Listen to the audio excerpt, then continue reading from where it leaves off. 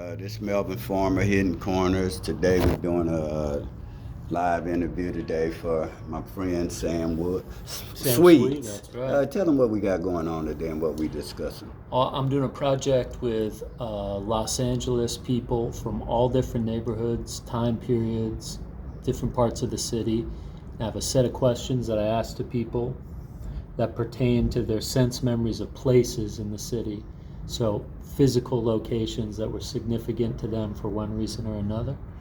And I reached out to Melvin because I consider him a historian of LA and always looking for people who to be part of this project so that every neighborhood gets represented, every type of culture, every part of the city. And the idea is once you put all those voices together, you have a comprehensive portrait of LA. So rather than just focusing on one subculture or one neighborhood, segregating LA by subject like that, I want everything to sit together in one portrait. And that's what we're getting into. Okay, there you have it. So we're going to be discussing, in part of this, marginalized communities. This part of the problem. So we'll be discussing that right now. We're going to let y'all hear a little bit of the interview, then we're going to go on. This is live, man. Let's make it happen. So the first question I was asking these LA interviews is, which of these three terms best describes your relationship to LA? Is it a point of origin, a detour, or a destination? It's a point of origin for me. And what year does your relationship with LA begin? My relationship was the day I was born to my mother, Irene Farmer, and my father, W.C. Farmer, in April 23rd, 1957, General Hospital. So go ahead and describe for me the house or apartment that you grew up in. Tell me what street it was, who were the neighbors. Give me an image of that place. Well, in my early years before the riots, we stayed over by Jeff. I had a godmother. Stayed right across the street from Jefferson High School football field. I remember going over there vividly. I remember staying right behind California and Reese, which were all boys' schools, which ended up being Bethune later. The first elementary I went to over there was right up on 65th or something, right up around in there, and I used to watch them at a hamburger stand, sit over there and fight gangs at that time. So was that Slausson's over there, or businessmen? Yeah, or back in them days, you had the Slaussons, the businessmen, the Park Boys, Spook Hunters, Black Panthers, the US organizations, civil rights organizations going across. Martin Luther King come to mind. Who was my man? Abernathy, Yeah. Al Sharpton, civil rights leaders that you seen about during the day. What you stayed on in that neighborhood? That was until like what age? around Broadway, Maine, right around San Pedro. My mother was only 21 or so at that time. My mother had me at 15, actually, after she came from Coldwater, Mississippi. My father's from Memphis, so they're migrating here. But we're on the east side of Los Angeles, and at that time, my mother was working at a taco stand right on around Maine, San Pedro and Florence. And do you have a memory, an image of the events of 1965, August 1965? Mm-hmm. What's your image of that? Well, I knew it was violence. I seen violence, looting, fire, armed trucks with officers on them, the military, and most of them were white. And I'm staying on Hoover at that time, and right up from the gym, Hoover Street Gym. Hedgemon Lewis at that time was a champion and was training there at that time. And I remember my auntie stayed across the street in some apartments. The twins stayed on the corner. And there was a liquor store next to Hoover Street Gym. And they had went in there and looted it. So after uh, the military and martial law and curfew was in, the next morning I got up and went down there. And I remember I went into the store. It was open, stuff splattered everywhere. And I got a set of golf clubs and a little ball because they had little holes because you still could hang your clothes up on the hanger with a clothes hanger. So I got that for my little sister, got my other little sister a little round ball, and that's what I did. I went and got some little toys for my And that sister. place was on Hoover, that store? It's right. It was the liquor store. It was right across. A liquor store market was right across the street from the Hoover Street Gym, somewhere around 78th and Hoover. So after 65, where were you living from into the late 60s? Late 60s, then I moved from off 81st, 82nd in Hoover. I moved to 92nd in Hoover.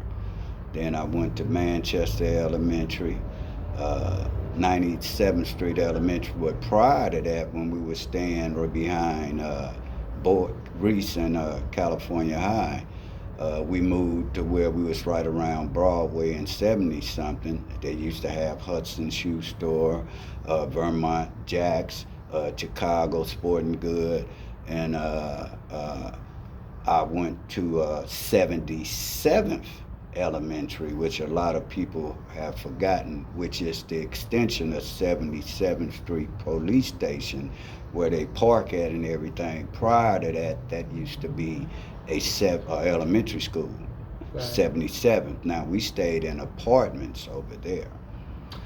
Let me ask you about a couple of things in that era, in that neighborhood. First off, do you have any specific memories of Reese? Because to me, that's such a significant location for that earlier generation.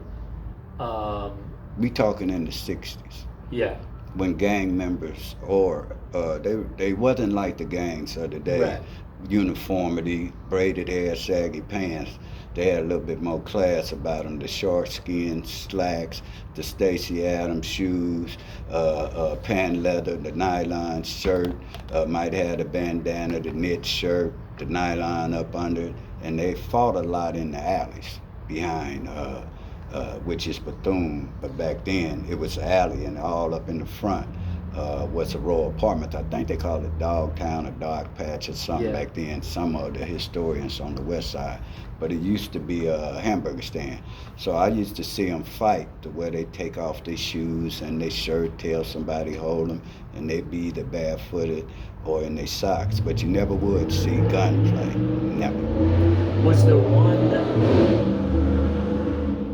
guy early on when you were young that personified that world for you?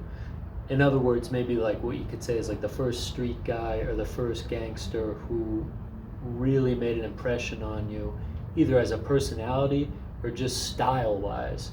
Was there someone you knew by name that you looked up to? Well, I never, we didn't come up idolizing them. It just wasn't no star factor in it. It just was a way of life. So I never looked up to where nobody was bigger than nobody else. But I've been around, like at the age of 8 or 9, I knew the Manchester Park boys very well. Freddie Mingo, Arthur Mingo, Earl Mingo, Stoney, those guys, because I knew their younger brothers. So I would see the things that they got into at an early age, but it left no impression on me to go and emulate what they were doing at that time. Right. See, I'm only 10, so now I'm playing sports, learning to swim. I'm going to Manchester Park, and we're being allowed. But I also know, right at the same time during that era, Sam Cooke had got killed.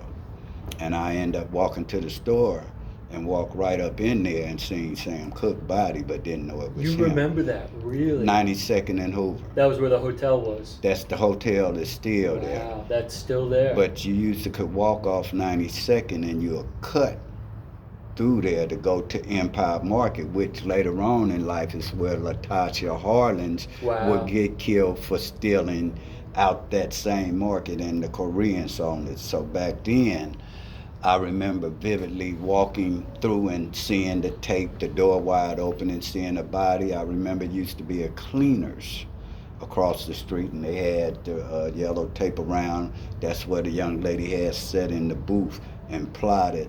And I always thought later on in life, entertainer of his stature would be at a hotel like this, and I always recognized it as the sign of the times, to where he would be over on this side, to where nowadays they in Beverly Hills, Hollywood, they Cancun, but he still couldn't go up there back then. Right. So he was in what is today considered a $2 motel, where you go in with a girl with a $2 haircut and a $3 job and make her a $5 hoe. Did you see his face when he was lying there, or just the body covered up? It was covered up, and I really didn't know. You didn't, I just know. No, well, it wasn't about whether I wanted to know. My mama had sent me to the store, and I seen the body, and I went on. But here go the other flip side of that happened at a young age, to where I knew about murder in a different way, to where it did make an impression on me. See, that didn't impress me. A couple of days later, my mama sent me to the store. And this unsolved murder to this day. And I walk into the store, and it's a man laying down, shot face down, bleeding from the head. And I see a Manchester Park boy in there, and he did this. And he walked out that back door. He could have killed me. That left an impression on me. And then I seen him the next day at the park, and he walk up to you and he tell you, you smart. You kept your mouth shut. So that's the lesson I learned from that. Do you have any memory, it was a relatively brief time that Bunchy Carter becomes a big figure in that neighborhood? I think he gets out in 66, he's dead by 69. Did you ever see him in person? What was your awareness of the Panthers during that period? Well, I knew about the Panthers, and what I didn't know, I learned from Fred Hampton out of Chicago, whose father is Fred Hampton, who was assassinated at about the age of 21, and his first time feeling anything in life was a bullet inside his mother, Athena. So I've seen, I never had no encounters as far as being politically knowledgeable about the struggle, because I'm just a young kid looking in, but I see what they're talking about as far as civil rights in a military way, a more dictatorship way, a more gangster way, a more as opposed to we shall overcome and marching. You know, they started the revolution back then to where it was hands-on, attacking the police. So Bunchy Carter wasn't. I'm from the West Side. When you're talking about the US organization, Sam Cooke later on in life, Patty Hearst after she was kidnapped. And a lot of the weapons, the Soledad Six, when Jonathan Jackson went in San Marin and tried to overtake the courtroom, Angela Davis, Mrs. Brown. I knew about those figures, but I also actually seen them, because a lot of times the weapons that came out of there was coming from this location, which is called the Western Surplus, which was on Western and Manchester. So a lot of weapons were being bought legally back then through the surplus. I knew Angela Davis back then, Brown, Eldridge Cleaver. I even started meeting them and others like that. But I was very young. Tell me what else you did for fun when you were still a youngster, elementary school, junior high. Where'd you go in the city for your fun at those ages? What were your rituals? Well, your ritual would be you always could go to the parks. You YMCA, you go to, say I played, we'll meet in front of Bread Hart and go over to Gompers to play their flag football. We had inner city competition, and you were allowed to go there, whereas now you're segregated. The parks are infested by gangs. So this is an era where I've stayed in the gym, Bread Hart. Miss Coach Finley was there. I'm playing baseball at Manchester Park up under Earl Brown, Ozzie Smith, the Hall of Famer, Eddie Murray. I'm watching Chester Lemon. I'm knowing Doc Ellis to open up the Pittsburgh Pirates. Then I started playing recreation where a lot of people don't know. By the time I was in the eighth, ninth grade, I was pretty much ranked number one in the city when it came to basketball. So now I'm playing in the inner cities as a point guard, but I want to go up in the game. And I started signing up to play at Inglewood High, Darby Park, Rogers Park. And at this time, I'm playing with Reggie Diaz, end up being a pro. Uh, uh, uh, uh, Darwin Cook ended up being a pro. Marcus Johnson ended up being a pro. Who else ended up being? Lonnie Shelton, and so on down the line. So I intermingled with the inner cities to where we had a chance to go and play. They had youth programs. As far as pickup basketball in that era, what were the most intense competitive courts in that period? What was the real proving ground as far as public courts for young basketball players? Well, it wasn't basketball. It wasn't the sport it is now. So that would be basketball, baseball was the American pastime. And even in those neighborhoods. You're talking about watching the Oakland A's invent the white shoe, the cutoff uniform, being what they call swag.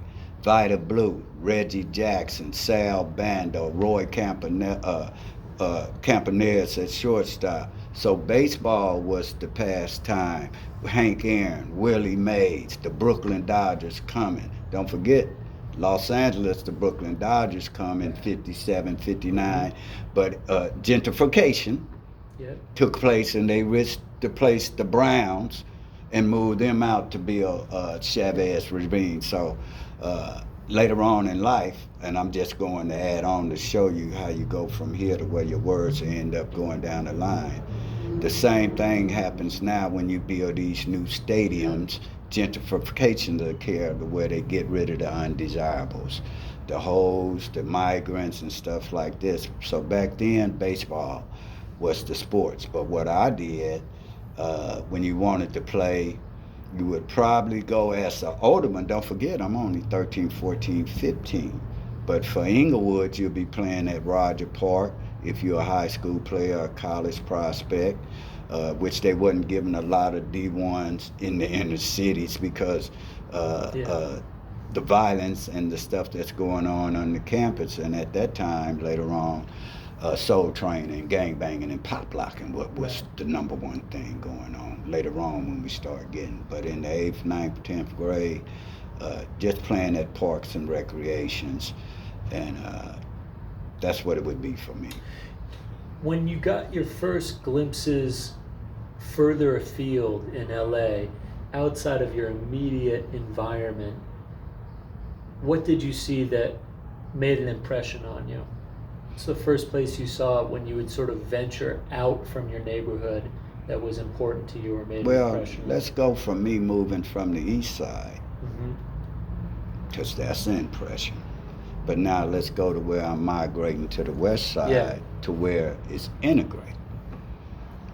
So now my first impression when I moved from over there was, wow, they got miniature golf. They got giant slide. They got restaurants. They got theaters. They got school systems. They got glass backboards. not out in the cement against the wind, no net, no nothing. And that was the impression of, to me, uh, the difference, and in hindsight, class and relations and the segregation, because that didn't occur over here on this side. But once I moved to the west side, now my images are of riding, entertainment as a kid where I have things to do, miniature golf. You didn't have none of that going on over there. Where was the mini golf course you saw? Mini golf course used to be right next door to the Academy Show, which is still on Manchester and Crenshaw. You had the miniature golf right there. You had the farm that was just being built by Jack Kent Cooke, the house that Jack built. You had a giant slide over there off El Segundo in the parking lot.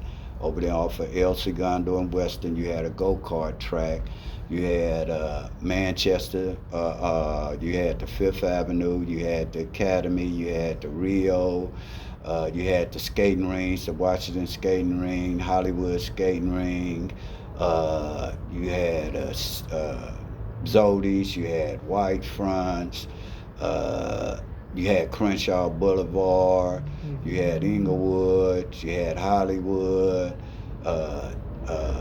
Magic. You just had a litany of things that were so entertaining as a kid to come up before you couldn't move around. Right. And completely different from what you would have observed on the east side as a youngster. You got Mark Copage that was playing the first actor in Julia. He's staying up in Ladera. I'm with Ike and Tina Turner's son. They staying up there. Ray Charles, Mike, and his kids. We going to junior high over right at that time. You had Lou Ross that had a club over there off of Overhill and Slauson. You had Poor Richards, which was a stand where you go and they had animation, ice cream candies and stuff like this. Nancy Wilson was over there. Eric Latimer that played in White Shadow, Rerun. You had Rollo, his daughters were going to Crenshaw. They stayed on Slauson off of right behind Buddha Market. So you had the entertainers that were up over in that area once I moved over to 83rd and Western. Tell me one specific song that evokes the neighborhood of your youth. When you close your eyes and think about that place, what's the first thing that starts playing? The Big Payback. That changed the game to where you had the gangs coming out. Now you're starting to formalize into the Crips and the Bloods to where you had the street gang, which was the Slausons and so forth. But now you have the Crips and the Bloods are starting to enter into where the murder has occurred at the Palladium during a Soul Train concert event. So one of the theme songs at that time was The Big Payback. You had the Stylistics, U.S. Right As Rain. You had Curtis Mayfield, before Isaac Hayes. Curtis Mayfield, you had Isaac Hayes. This was start of the black exploitation era that was coming back. Come Back Charleston Blue, Superfly, and all these sort of things. So now the game is changing a little bit. I love the specificity of the songs in that era, because I know it gets mentioned that when Tookie would work out, it was Big Payback. Oh, that's what they said? Happy Feelings by Maze. That's later on. Reach For It by George Duke. I remember reading somewhere, might have even been in his book, where just those three on repeat. Well, I didn't know that, so we one for one, me and my boy. No, those were the three. And I just like, how specific some of this stuff is stylistically, that one song, or a couple songs can take on this whole purpose and meaning. It's not casual, it's really specific and intentional.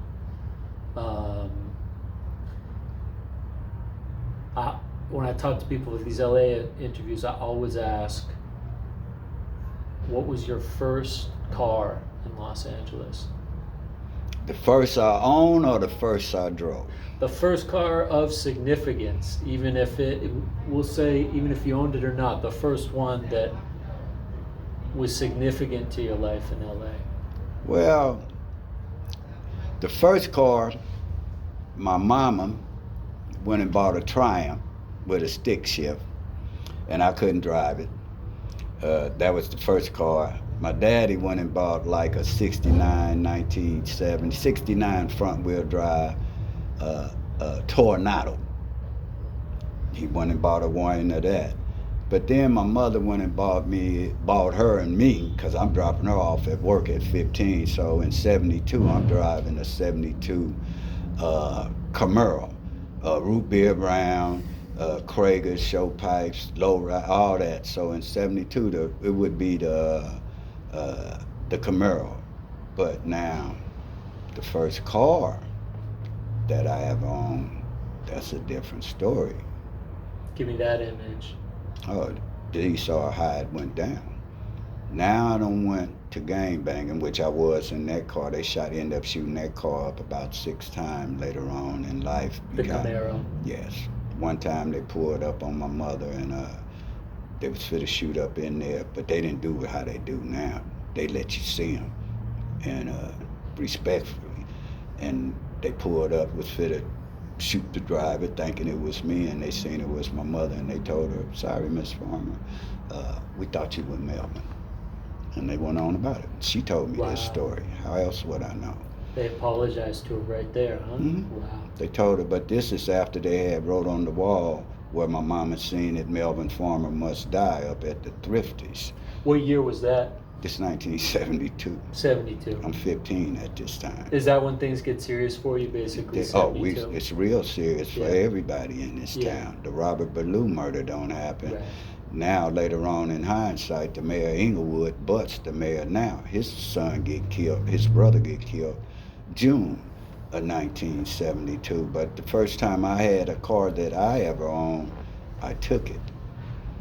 I'm sniffing glue, walking down the street, and I see a sign on there that say $250 for 1965 Chevy Super Sport Prime. Everybody know the car. And I go and knock on the door, and I'd say, "Hey, I'm interested in buying this car." I probably was 16 then.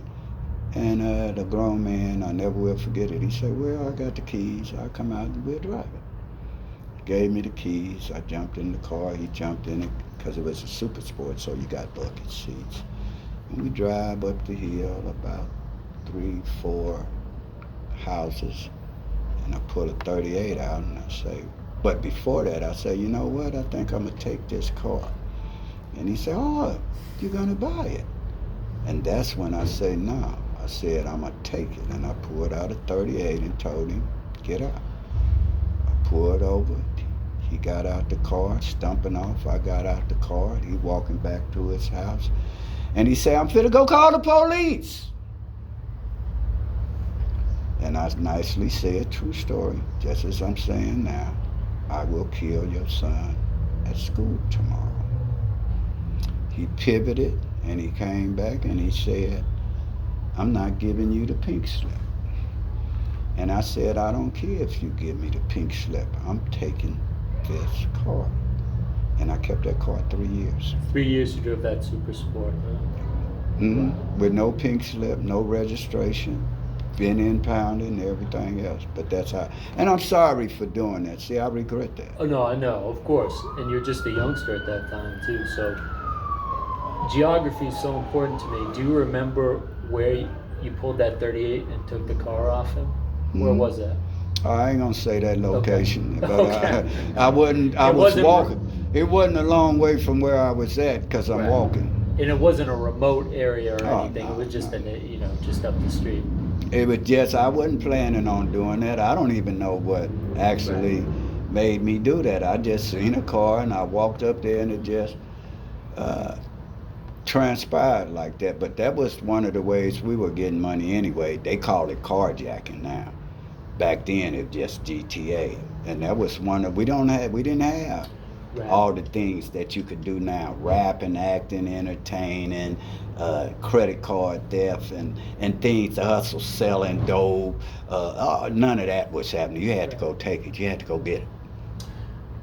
What color was that Super Sport? It was brown. That was brown too. Prime brown. You mentioned the Palladium shooting. Since it's just so specific to your life at that point, can you tell me your experience of that event, like how you heard about it? You weren't there, were you? This is how I know about it. Remember I told you it was the Oakland A's? Yeah. We playing baseball in 1972, around April, March, April. That's baseball. I mean, it's spring training, but we starting to play baseball. So I had spent the night over Jeffrey Baycott, which would be Judson Baycott's older brother, younger brother, but they are the ones that eventually left from that night. They went up there and came back after that happening. We there. So the night that Robert Ballou, rest in peace, we're over there, but I got a baseball game in the morning. Me and Jeffrey. So Judson's, Bub, all of them meet over there, and left and went to the Palladium. Later on that night, I hear when they come back, and they're all arguing, but they're talking about things like, do you think he did, this and that, talking about the incident. Then they all got arrested. Some got arrested up at Washington High. That's the high school. That's right up the street. To show you how segregated it was, Sparky Anderson and another coach. One came from Dorsey High, the other one, so it was all white school. Now it's turning black. And now we up at St. Andrews Park. Judson Baycott, Sam Cunningham, which they call, in fact, I don't like mentioning his name because he's one that really changed his life, and they family probably don't know, but the ones that do know, it was Judson Baycott. He's still alive. You had Big Bobby Creer. He died. You had Ricky and Keith Henderson. You had Ricardo Sims, Bub, which was a track star and held a track record at that time. He was a sprinter in high school. He went, and a few more of them went for that murder and were convicted of that murder. So I was there when they started, jumped off the roof.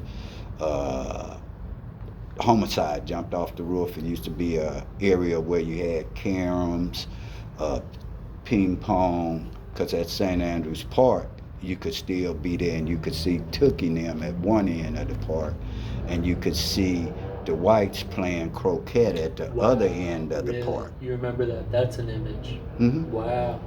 They had a croquet area that? where they play croquet. So this is 1972.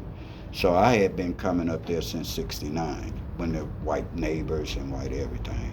So that was the contrast in there. They're down there playing croquet while homicide is jumping off the roof. And so they arrest a few of them there, and I follow them out to the car, and I see one of them sitting in there where they don't took a coat up off of him, and he's sitting in there with the Levi's on and his shirt off. So that was what happened that night at my image. Wow. So I had first-hand knowledge of what was going on because I'm listening to them. That's your peers, there. Mm-hmm. Wow, that's vivid.